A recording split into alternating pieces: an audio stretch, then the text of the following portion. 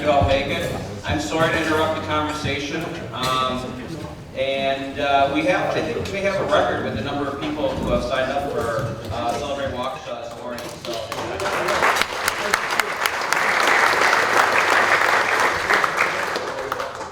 And we're doing something a little different this time. We're not going to talk about just the city of Waukesha. We're talking about the whole state, and I've been assured that we'll solve all the problems for the state. Yeah. Sorry, John. Real quick, I want to thank elected officials that are attending. For the office of Senator Ron Johnson, we have Ginger Holzmanberger. From the office of Senator Tammy Baldwin, we have Rebecca Beretta. From the office of Congressman Fitzgerald, we have Darrell Carlson. We have Representative Scott Allen, Waukesha County Executive Paul Farrow, Waukesha County Supervisors Mike Brawley, Darrell Enriquez, and Larry Nelson. We have Common Council members Mike Pacini, Alicia Allen-Slavin, Rick Lemke, Joe Piper, and Paul Watuska. And we also have Brookfield Mayor Steve Ponto here, so please give them a round of applause.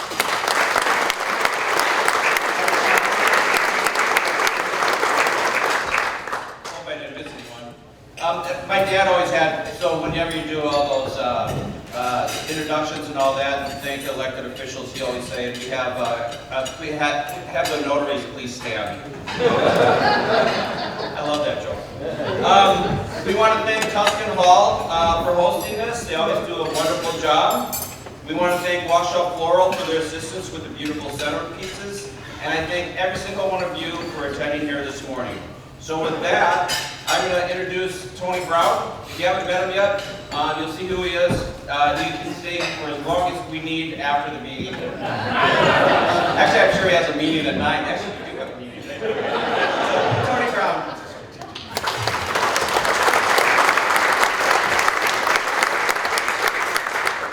Thanks, Mayor. I kind of appreciate this because I don't have to adjust the mic. Yeah. Put it down a little. Yeah, exactly. So just a huge thanks to everyone again for coming this morning. We certainly appreciate you coming and sharing part of your day with us. So I'll just provide a couple of quick updates about city projects, events, and then I will have the privilege of introducing our esteemed guest. So some of you may know this, but our city is undertaking a strategic planning process. And through that process, our council is really trying to establish kind of key focus areas for the city and staff to really meet different goals and the vision as well. So the strategic plan is expected to go to the city council May 21st, and we look forward to sharing that with all of you in the near future. Another item is the citizen survey or community survey. This is the second time the city's done this. We actually did it back in 2022. And it's through an instrument that's called the National Community Survey. And it's really to better understand kind of what the community's needs are, perspectives are. It's kind of like a report card for how we're doing. And I'm happy to say that 84% of all the respondents said that Waukesha was a quality place to live. In addition, 90% of respondents will recommend living in Waukesha. Also, 84% said they plan to remain in the city for the next 5 years. So that will be presented to the Common Council later tonight. And then the full survey results will be on the city's website as well. Kind of big item here for us tomorrow, actually, at 5 p.m. at Grady Park is the groundbreaking ceremony for the Parade Memorial. So certainly you all invited if you can attend again tomorrow at 5 p.m. at Grady Park. Huge thanks to all of the people who donated to the Memorial Fund or supported it in some other way. It really took kind of a team project and effort. And we are still accepting donations for the Parade Memorial Fund. So that's held at the Waukesha County Street Foundation.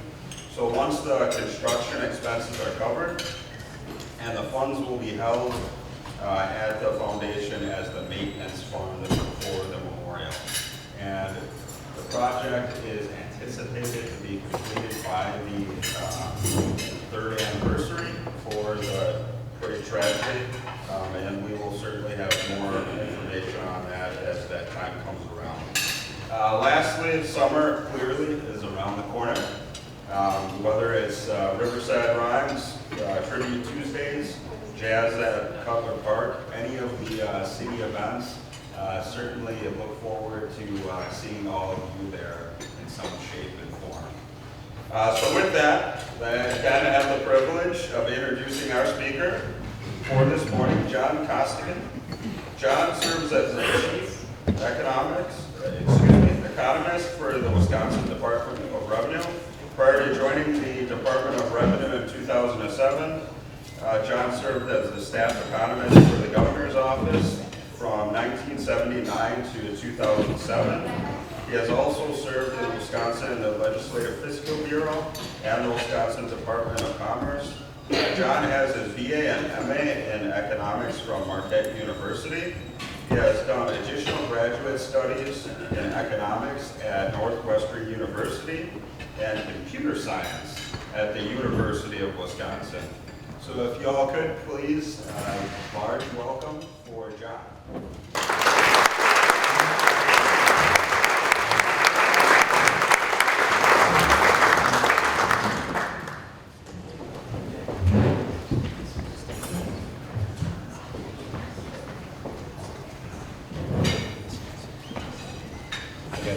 Perfect.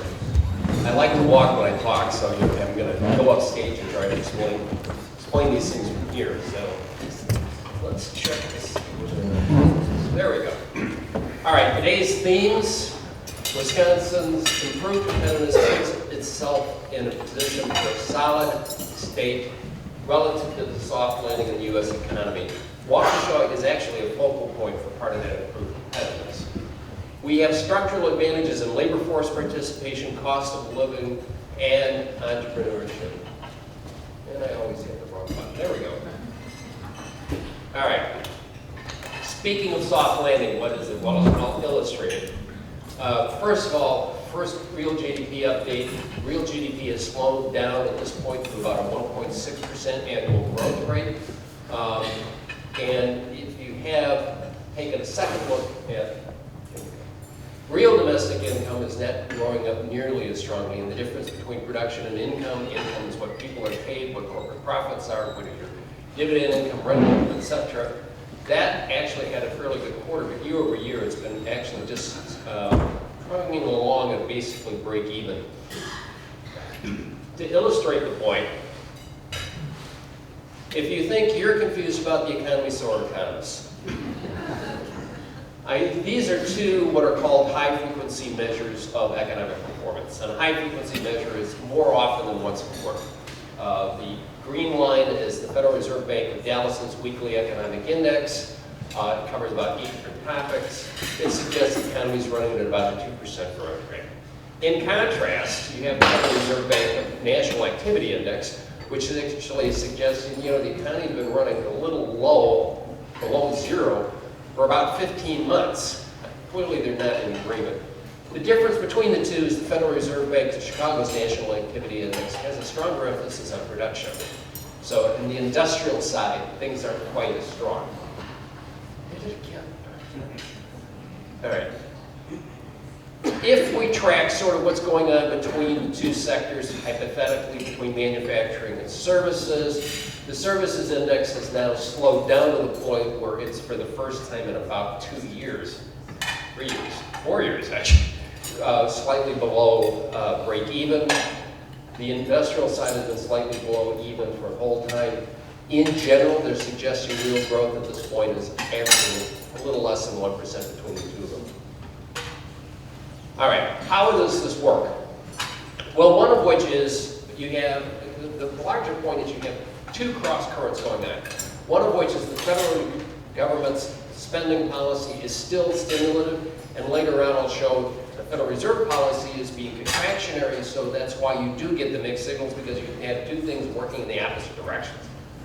Overall, Past efforts to relieve the pandemic resulted in lots of cash flowing to consumers. All of that allowed them to build up savings, but as the economy sort of starts moving sideways or inflation goes off, some of that spending is being phased in.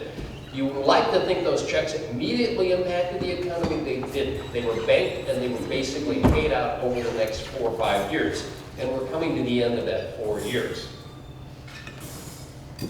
It did have this lovely property of consumers did pay down their debt. So household debt service, even under slower conditions, is still below what it was prior year. You hear the headlines of, well, consumer credit went up $1 billion. Well, in large part it was because things were paid down so much as a percentage of income, it's really still below pre-pandemic levels. And during that lovely period, where you had mortgage rates go to 2.5%, 2.75%, big wave of refinancing, all of which lowered the debt service cost for homeowners across the board, and that is still not come, even if it's come up from the biggest low, it is still below pre-pandemic levels. Those folks that have, I'm going to ask show of hands, how many of you have a 7% mortgage? How many of you have a mortgage? You won. We have to talk.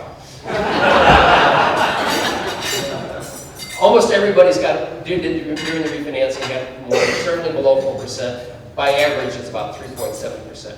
That allowed additional spending even out of current income. Consumer credit has not come back to, consumers have actually been fairly diligent. It depends critically on which segment you're in. Among lower income consumers, that's more of a stressor, but overall, it's not. The big one is, of course, the federal infrastructure bill provided additional funds to build out things like bridges, highways, broadband, sewer, green energy, etc. There is one big bill passed in 2023. All of that is actually being phased in as we speak. We're still ramping up the estimated outlays for the infrastructure bill because you can't go out and call up Amazon Prime and say, I'd like to have a bridge delivered in just 24 hours. It's a multi-year process. All of that is still being built up and it's actually flowing through DTEP. And when I get to the construction sector, you'll see that in our own case. And of course, the stimulus funding provided lots of funding for state and local governments, which kept them going in a big way. Even going on further, grants, federal grants to the state and local governments is up 50% compared to where you left off. Now, on the other hand, inflation took off, so you had a response from the Federal Reserve. Of course, we've seen that it raised interest rates about 500 basis points from February 2022. We're back to rates that we saw back earlier in the century, nowhere near zero rates, and with no prospect for near zero rates. That has a problem. Of course, if you raise interest rates, consumers have to spend more money servicing their debt. The amount of money consumers spend on interest has gone up $170 billion. That's less money they can spend on stuff. Because they already spent it on stuff, now they have to pay off the stuff they spent. Second thing is higher rates, of course, reduce the affordability of major purchases. First of all, of course, there's automobiles. The affordability index for housing or new purchases for automobiles is up a good 6 weeks more of income than it was beforehand. Your availability for credit is also down. The big one, of course, is what's happened to housing. When 30-year conventional mortgages go to 70%, housing becomes unaffordable. Tracking in the lovely green, yellow, red scheme is the Federal Reserve Bank of Atlanta's homeownership affordability index. If you're at 100, it means nationwide the average home can be bought by the average family income.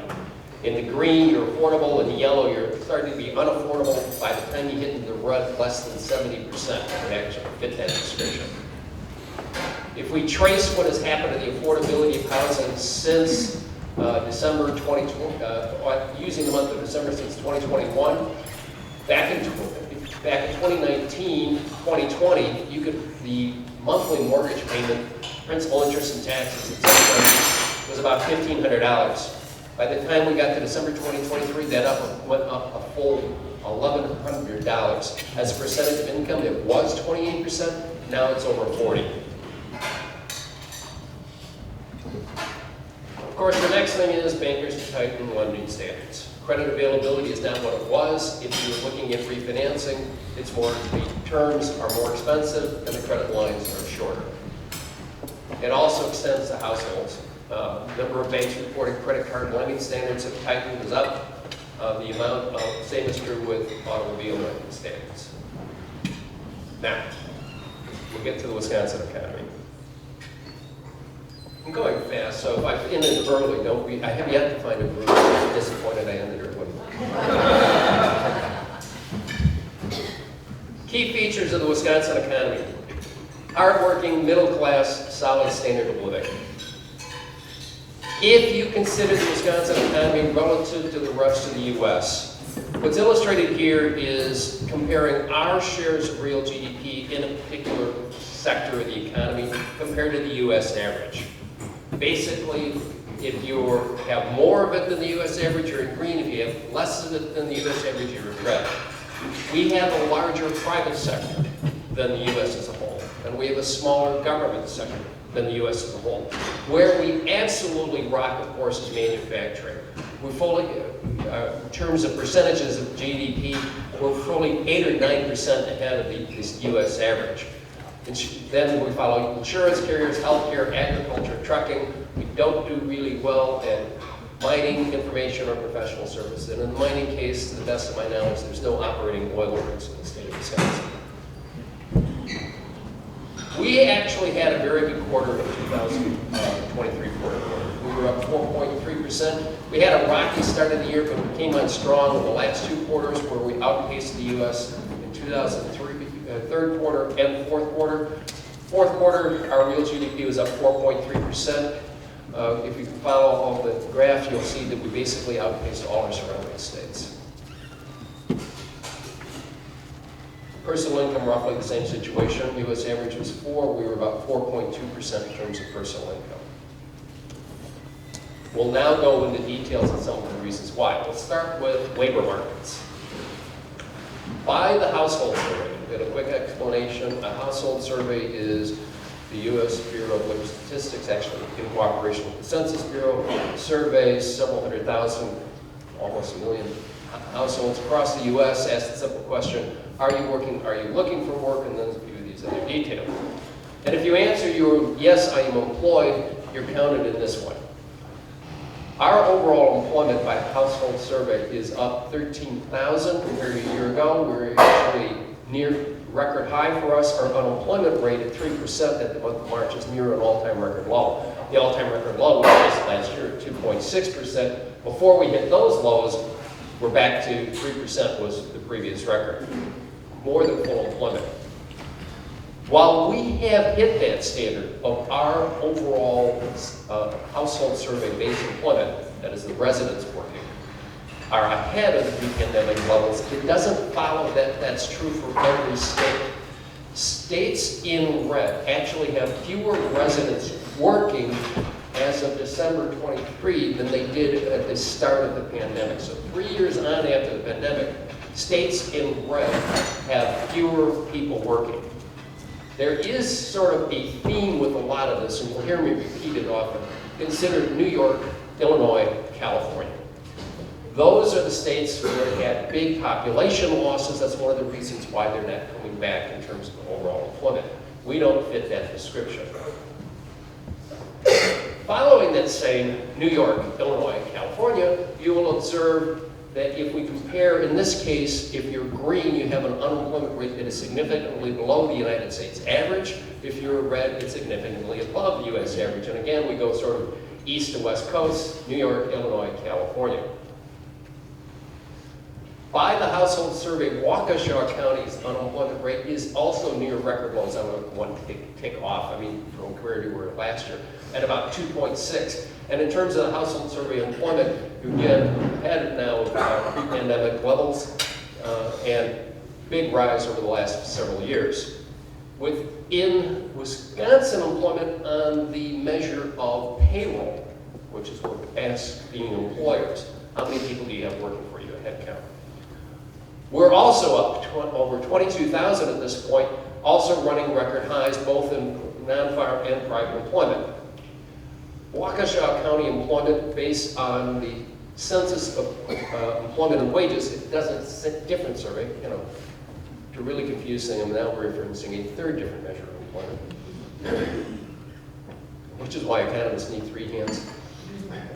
Total employment for Waukesha County is actually at record high in the third quarter 2023. This is the most recent data. If you look at private employment, it's even stronger.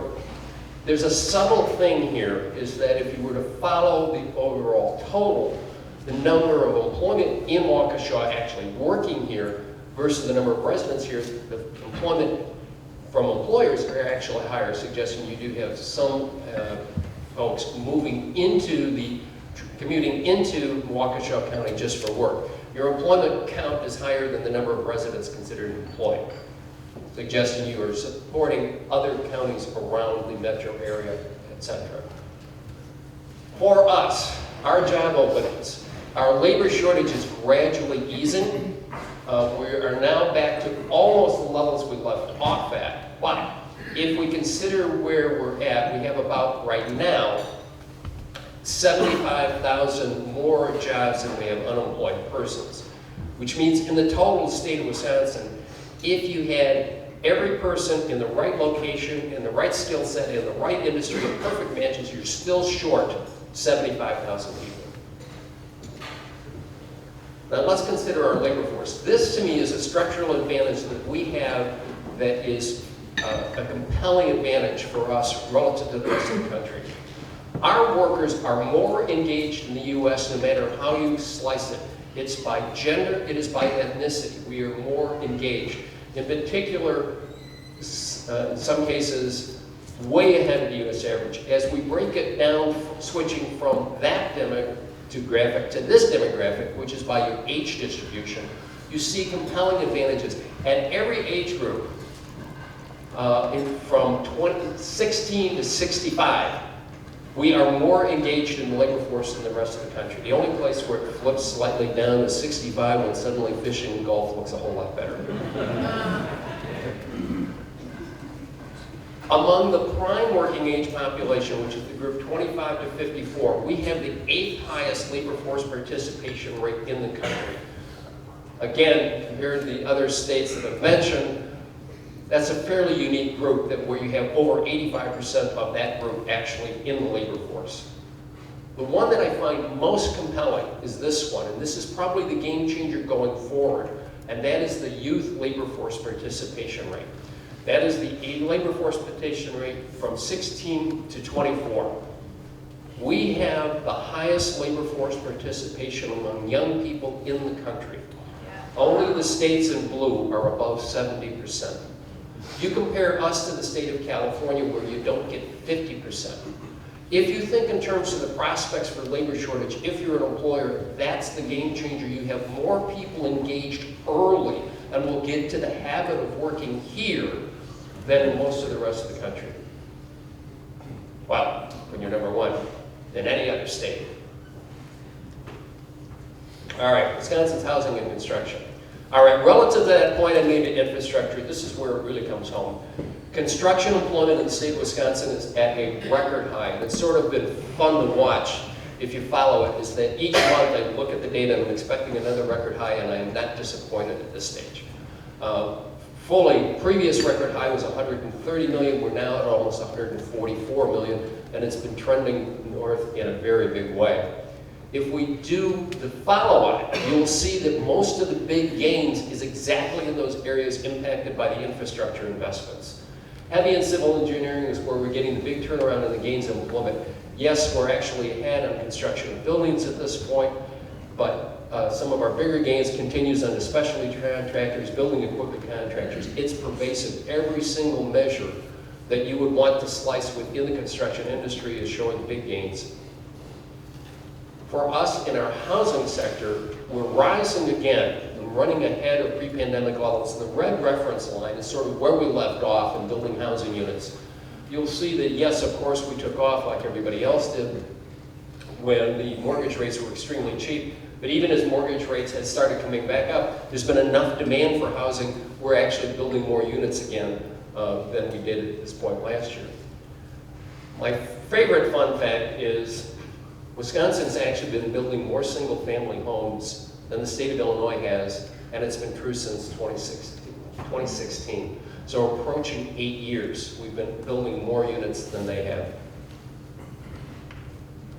If you look at the increase in the value of homes, we have the 6th highest rate of appreciation right now in the country. States in blue, basically, it's over 7.7%. Compare that to, for example, the state to our northwest, state of Minnesota, we're running way ahead. Our home appreciation rate has eased. I mean, we're not running around at 14% anymore, but we're running at 9%, which is still extremely strong. So it's increasing substantially in real terms.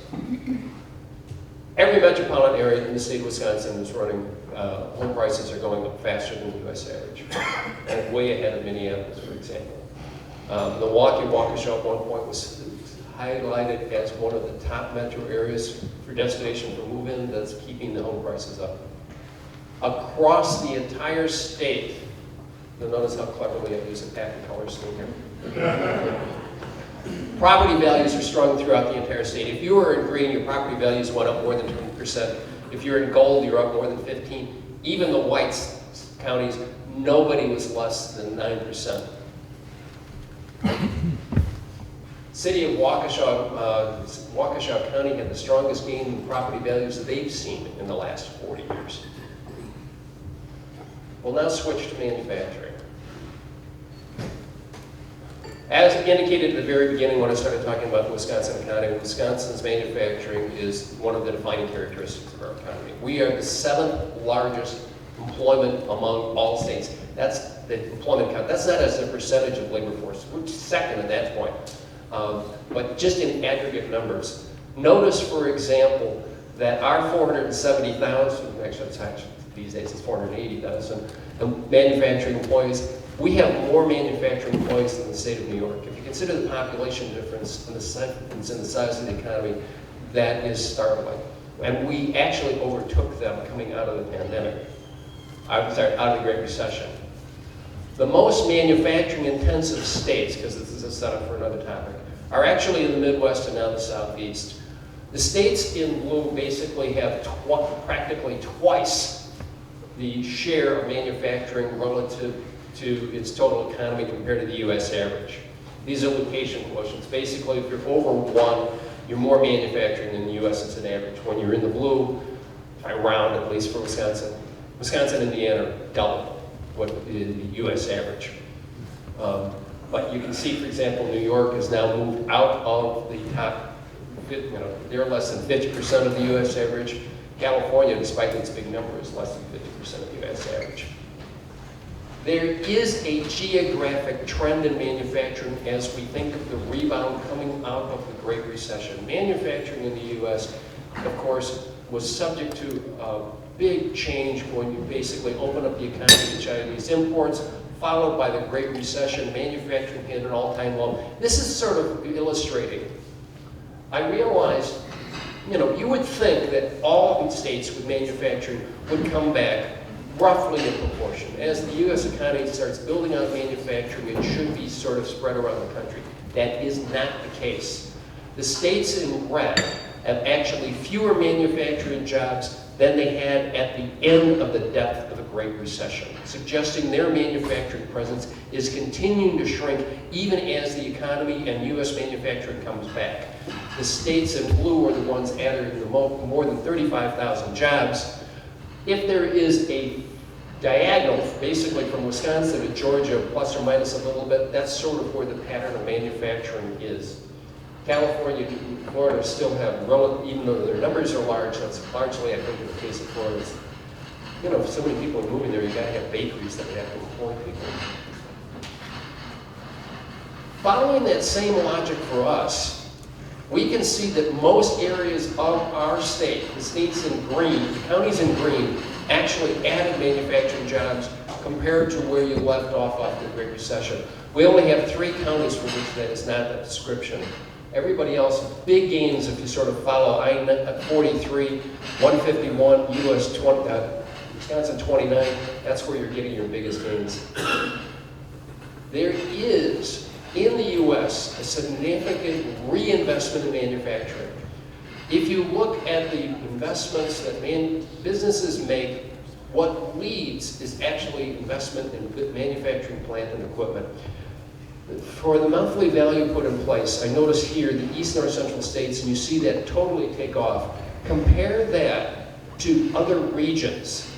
You will notice that basically in that same areas where I highlighted, the Midwest, Southeast, that's where most of the manufacturing investment is. You're actually having declines in investment in New England and the Mid-Atlantic states, suggesting when I highlighted the deindustrialization of the Northeast, as we rebuild U.S. manufacturing and doing the reshoring, it's not going there. It is coming back to the Midwest. We had the strongest increase in manufacturing property values we've had in over 40 years. If you look at how much is basically just from new construction, we added $1 billion in manufacturing value between 22 and 23, compared to sort of coming out of pre-pandemic Great Recession levels. It's almost 10 times as much. In terms of gains in manufacturing values, City of Waukesha and Waukesha County had the strongest gains in manufacturing values they've seen in 20 years. All right, cost of living and housing. We have a structural advantage here. Our cost of living is fully 8% below the U.S. average. Where do you see some of the biggest expenses? Follow the pattern: New York, Illinois, California. California in particular, one of the most expensive places to live in the United States. Adjusted for cost of living, our incomes are above the U.S. average. This is the 2022 estimates for median household income and median family income. We're slightly below median household income, practically identical in median family income. As soon as you correct for the differences in cost of living, we are actually better off than the U.S. as a whole. Certainly, particularly for the U.S. average for family income, we're almost 7% ahead. As illustrated, we rank 19th overall in family income once you adjust for cost of living. Notice again, sort of New York, Illinois, California. They have a lower standard of living than we do. Every metropolitan area in the state of Wisconsin has a below average cost of living. In particular, the only one that's, and what drives it is the difference in housing costs. We have housing costs in some of our metro areas that are fully 25% below the U.S. average. In the Milwaukee, Waukesha case, we're fully 10% below the U.S. average. The only one that's close is Madison, that is the break-even one. But you compare that to Chicago and Minneapolis, those are the two red bars, that are 10 to 20% higher. In terms of housing affordability, and this is bringing that Federal Reserve Bank of Atlanta's housing affordability issue home, as of January 24, counties in green have met the standard of affordability, that the typical house can be bought even at prevailing mortgage rates and still cost less than 30% of your income. In Waukesha County's case, it's about 33%, so it's very close on margin. The only county in the entire state that you can identify for which the cost of housing is above the U.S. average is Dane County. So if you think of those housing cost disadvantages, actually Waukesha isn't doing badly at all. In terms of just small concessions on the mortgage rates, we'd be back to the totally affordable range. All right. Well, if you have plenty of jobs and you have a reasonable cost of living, don't be surprised on net migration that we actually have people moving into the state of Wisconsin. We've had much stronger domestic immigration, stronger than all of our surrounding states, and again, the states with the biggest out-migration are that theme ahead of New York, Illinois, California. In terms of net domestic migration by county, Waukesha is one of the bigger winners. Over solid greens are over the 200 range. In particular, you see some of that is simply people moving from Milwaukee into Waukesha County, but also, I don't think I illustrated it, Waukesha tends to be a destination for people leaving the state of Illinois. Our principal sources of immigration are actually Illinois, Minnesota, and California. I pointed out a bit about Illinois to my wife, and she asked me, is that a good thing? I reminded her I was from Illinois, and she said, I know you're making my point. She didn't consider me to be a naturalized Wisconsin citizen until I proved I could make a brandy old-fashioned sweet, watch shares of the Green Bay Packers, proved I could pronounce a Carnival bar. I still have trouble with New Berlin. Actually, because I still say New Berlin. Now, if you're having in-migration, it's not enough to know that, well, they're coming from these states, it's who is actually coming. This was a calculation of mine, sort of observing that in 2022, we actually had more 3-year-olds than we had 1-year-olds 2 years prior. Well, again, that's not something you could call Amazon for, I'd like a child delivered. The only way you get more 3-year-olds than 1-year-olds 2 years earlier is if that age group actually moves into the state. And among all children under the age of 16, we actually have more of them than we had 2 years prior. And my experience is that if you have children moving in, they take their parents with them. As you can see, we have big gains in the 30-year-olds, suggesting that if you think of the nice proposition that families, if they're going to relocate for employment, they actually look to the state of Wisconsin. And if you follow the actually guidelines, I don't have it illustrated because I was concerned about time. If you follow it from the Illinois migration, what are the primary destinations? Waukesha is one of the primary destinations. Lo and behold, if you're moving from Illinois, you don't go far, you move into the southeast corner. And if you're moving from Minnesota, you go to the northwest corner. In 2023, we switched back to a natural rate of increase in population. Before, we actually had more deaths than births. Now we have more births than deaths. With the result of, you can see, illustrated all of the U.S. counties. If you're in green, you gained a population. If you're in red, you lost population. Again, you see the New York, Illinois, California. Waukesha is in the area where you actually, most of our Wisconsin counties gain population, Waukesha included. All right, poverty and health insurance. By the official measure, we have the 4th lowest poverty rate in the country. But there's a second measure that considers cost of living and all the efforts you do to offset poverty. By the supplemental poverty measure, we have the 2nd lowest poverty rate in the country. And we have one of the top health insurance rates in the country, largely because our folks are so engaged in the labor force. If they're working, employers provide health insurance. Our employers are more likely to provide health insurance than the rest of the country.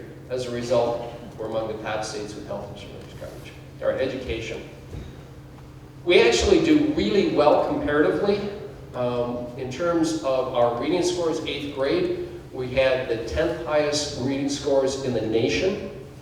For mathematics, it was the 4th highest in the nation, which is all well and good, except that we ran into this headache. As a result of the school shutdowns, we actually had a 20-year setback in educational progress. Mathematics scores are down to levels that we last saw 20 years ago. Same situation with reading.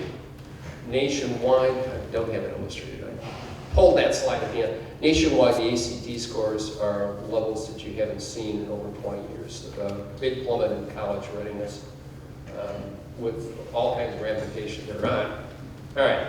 Wisconsin entrepreneurship.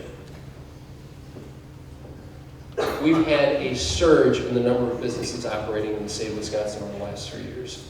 Total number of private establishments actually functioning on the ground, 3rd quarter data, most recent available, more than we've ever seen. If you look at what our run rate was prior to the last 3 years, we were lucky to do 4,000. We're doing 6 on a bad year now, 10 on a good year, 10,000s. In terms of our comparative rate of the growth of number of businesses, we're roughly smack in the middle of the U.S. If you think of those days that were bad at building businesses, those days are behind us. We're actually building more in terms of operating businesses on the ground than before. But again, consider New York, Illinois, California is roughly what ours is. There's a strong growth in entrepreneurship throughout most of the state. In Waukesha County's case, you added about 5 businesses. This is through second quarter. As witnessed, in Waukesha County, the total number of businesses rose sharply since 2014. Talk about a recovery.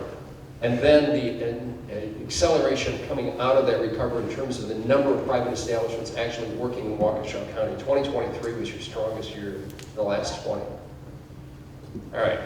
You did not expect to hear an economist from revenue without talking about taxes, right? State and local tax burden. We completely reversed this. Once upon a time, we were the 4th highest in the country in terms of state and local tax burden. We are now below the U.S. average. Overall, we're 26th, roughly, would be the median state relative to everyone else. All our surrounding states' tax burden is higher than ours is. Principally, Minnesota and Illinois. But again, New York, Illinois, California. One of the significant things that we did in this past budget was we exempted personal property tax for businesses. We became one of those states that no longer applies property taxes on business personal property. States in red, it's still fully taxable. We're not on that list. If you follow the business tax rankings, the National Tax Foundation actually highlights this exemption as saying that this will improve Wisconsin's tax ratings going forward. Their data most recently released did not include it because they froze it in fiscal 22. The other thing that happened was, recognizing the stress on local governments, there was a big reform in terms of we provided more revenue to state and local governments, county and municipal governments. We completely reversed the findings. We basically are now committing 1 cent out of the 5 cent sales tax the U.S. to provide, Wisconsin has to provide support to county and municipal governments. The sum total is almost a $600 million increase. All right, U.S. outlook. Lower growth, higher prices, higher interest rates. Illustrated here is the flight path of the Federal Reserve. If there's one group that has its hands at the steering wheel right now, it's the Federal Reserve Bank. This is what they think the economy is going to look like in terms of interest rates. They're suggesting high interest rates are going to be sustained through 2024.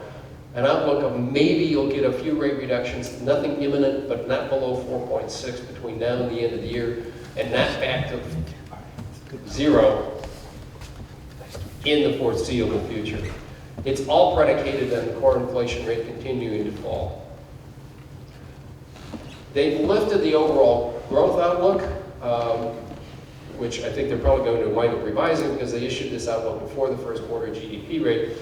But in any event, they're expecting the unemployment rate to tick up to 4% and stay there with the inflation rate coming to 2.4%. By the end of the year, the federal funds rate to be about 2.6%. You could, as illustrated, we're basically seeing 2% growth rate with a decline slightly in industrial production. That's not a stretch because actually industrial production has been declining slightly since 2022. For us and our outlook, we see roughly the same picture. We're expecting moderate growth in 24 and 25, about 1% in each 24 and 25. We're expecting our unemployment rate to be near record lows through mid-2024. We're expecting first quarter unemployment rate for 24 to be about 3.6%. I'm happy to report we were wrong. It's been far better than that, suggesting we will wind up lifting this forecast next time we come around. We're expecting basically non-farm employment to expand through second quarter this year, in which case it will flatten out at that level. Personal income growth, we're expecting wage and salary growth to decline largely because some of the wage pressure comes off.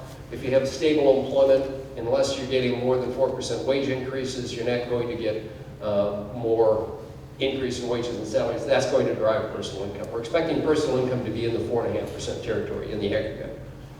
For regional outlook, we see big gains in employment across the board. We're expecting continuing gains in our metro areas, including Milwaukee, Waukesha area, but it's going to be, instead of over 1%, it's going to be in 0.6% territory. Including wage and salary growth. Again, most of it last year was approaching 5%. This year, we're expecting a range between 3 and 4% depending on municipality. Waukesha is looking at about 3.5% wage growth. All right. Summarizing all of this into a post-it note because the best presentations can be put in a 2x2 square. We're looking at economic outlook of about 2% this year and next year. Unemployment rate ticking up to about 4.1%, inflation slowing down gradually. All right, with that, I can end, hopefully 5 minutes or 10 minutes early. Question, passage? Yeah, any questions?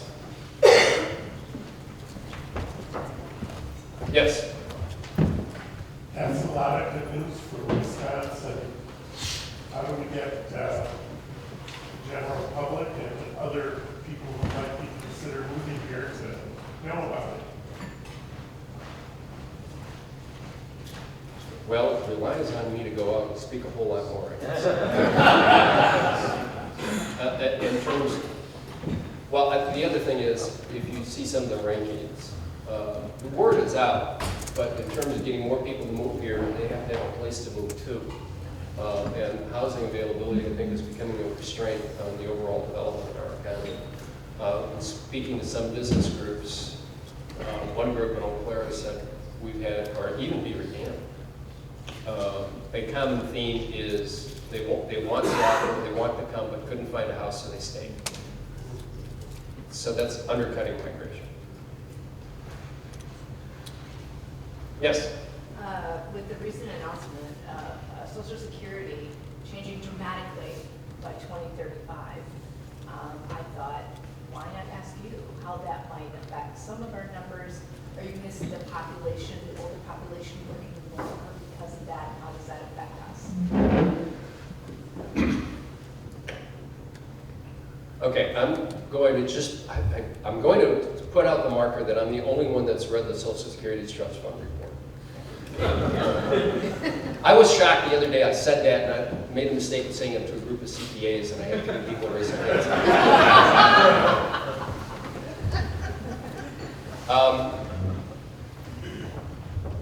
They actually pushed. I think they pushed the date back 1 year. Yeah. And if I did a full presentation, it would take me 15 minutes, but I'll try and give it to you and see if I can do it in 3 sentences. Number one of which is, most people do not realize the Social Security Trust Fund has been broke 4 times before this. And we always came up with a solution.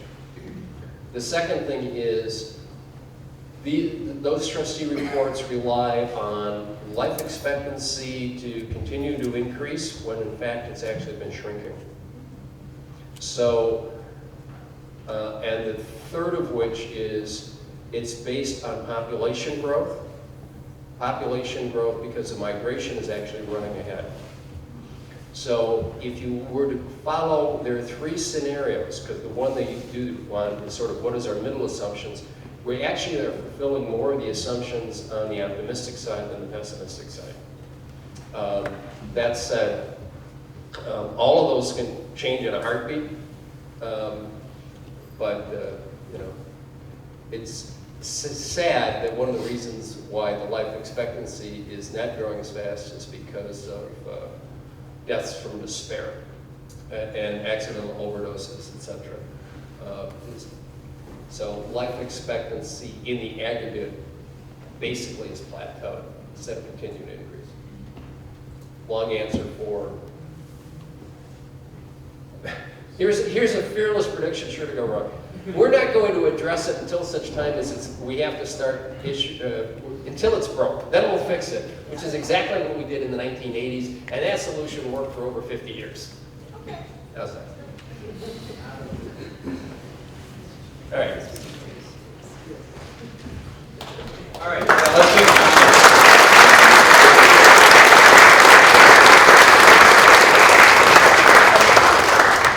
Thank you very much.